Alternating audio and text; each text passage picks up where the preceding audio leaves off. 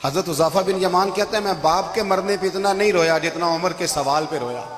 حضرت حذیفہ بن یمان ایک صحابی تھے، میرے نبی کریم علیہ السلام نا ان سے راز کی باتیں کرتے تھے۔ ہر بندے کا ہاضمہ ٹھیک نہیں ہوتا، سب سے راز کی بات نہیں کرنی چاہیے۔ حضرت حذیفہ بن یمان کہتے ہیں حضور راز کی باتیں بتاتے ہیں۔ مدینہ منورہ میں جو منافقین تھے ان کی لسٹ بھی نبی پاک نے حضرت حذیفہ بن یمان کو دی تھی۔ جب کوئی مشکوک آدمی مر جاتا نا تو صحابہ کہتے ہیں ہم دیکھتے اگر حضرت حذیفہ نے جنازہ پڑھا ہے تو ہم بھی جنازہ پڑھ لیتے۔ نبی پاک نے بھی کچھ جنازے نہیں پڑھے، ترمذی میں ہے، فرمایا عثمان سے جو بغض رکھے اس کا جنازہ نہیں پڑھیں گے۔ حضرت حذیفہ بن یمان اگر جنازہ پڑھتے تو لوگ پڑھتے، وہ نہ پڑھتے تو لوگ جنازہ نہ پڑھتے۔ حضرت حذیفہ بن یمان کہتے ہیں جناب عمر فاروق کی خلافت کے آخری ایام تھے، کچھ دنوں کے بعد وہ شہید ہو گئے۔ فرماتے آدھی رات کا وقت تھا، میں گھر میں سویا تھا بڑا بے فکر، اچانک میرے دروازے پہ دستک ہوئی، میں گھبرا کے اٹھا، اتنی رات کو کون آیا؟ کہتے ہیں قربان جاؤں، دروازے پہ گیا تو امیر المومنین فاروق اعظم دروازے پہ۔ میں نے کہا عمر کوئی حکم تھا تو مجھے بلا لیتے۔ کہنے لگے میں نا امیر بن کے نہیں آیا، تیرا ویر بن کے آیا ہوں۔ امیر المومنین کی حیثیت سے سرکاری کام سے بلاتا تو وہاں بلاتا، مجھے ایک ذاتی کام پڑ گیا۔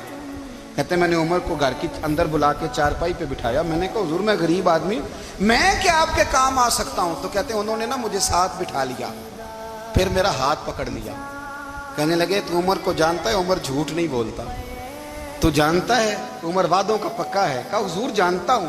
کہا میں اس وقت آیا ہوں جب دیکھ بھی کوئی نہیں رہا۔ حضرت حذیفہ بن یمان کہتے ہیں پریشان ہو گیا، حضور پہلیاں نہ بجھوائے، مہربانی کر بتائیں کدھر آئے ہیں؟ حضرت عمر فاروق فرمانے لگے 62 سال کا ہو گیا ہوں، 63 میں چل رہا ہوں، داڑھی سفید ہو گئی ہے، پھل پک گیا، اٹھ فریدہ ستیا، داڑھی آ گئی پور، اگا نیڑے آ گئی، پیچھا رہ گئی دور، اب قبر اشر کا معاملہ صاف نظر آنے لگا ہے۔ کہا حضور مجھ سے کیا چاہتے ہیں؟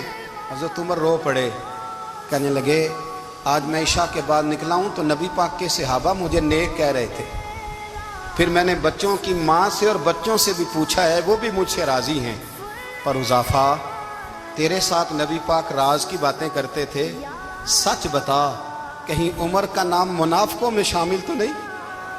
سچ بتا ان منافقین میں تو شامل نہیں، کہیں اوپر سے تو نہیں سارا کچھ؟ حضرت حذیفہ بن یمان کہتے ہیں میں باپ کے مرنے پہ اتنا نہیں رویا جتنا عمر کے سوال پہ رویا۔ میں قدموں میں بیٹھ گیا، میں نے کہا نہیں عمر یہ تو میں نے نہیں سنا، لیکن یہ میں نے نبی پاک سے ضرور سنا ہے کہ میرے بعد اگر کوئی نبی ہوتا تو عمر ابن خطاب ہوتا۔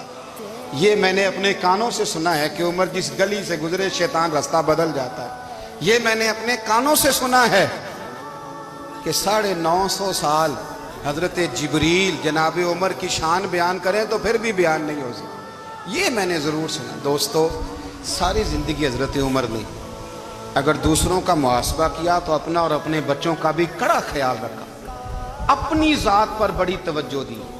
جو لوگ اپنا بھول جاتے ہیں نا، ہمیں اپنی صحت کا بڑا خیال ہے لیکن اپنی روحانی زندگی کا کوئی خیال نہیں ہے، قلبی زندگی کا کوئی تصور نہیں ہے۔ آپ یقین کریں موٹا آدمی کمزور ہونے کے لیے جدوجہد کر رہا ہے، کمزور طاقتور ہونے کے لیے، لیکن جس کو کتنے دن بیت گئے اللہ رسول کی یاد میں رویا ہی نہیں، کتنے دن بیت گئے نہ سننے کو دل ہی نہیں چاہا، جسے مہینوں بیت گئے اور قرآن پاک کی طرف نظر ہی نہیں گئی، وہ فکر مند ہی نہیں۔ زندگی زندہ دلی کا نام ہے، مردہ دل کیا خاک جیا کرتے ہیں؟ بھائی حضرت عمر کی زندگی دور حاضر میں ہمیں یہ سبق دیتی ہے کہ کڑی نگرانی رکھو اپنے پودوں کی، کڑا خیال رکھو اپنے ذاتی باغ کا، اور یہ جو تمہارے دل کی دنیا ہے یہ تمہاری روح کی زندگی ہے، اس کا محاسبہ کرتے رہو۔ نبی کریم علیہ السلام نے فرمایا اپنا حساب خود کر لو قبل اس کے کہ تمہارا حساب کیا جائے۔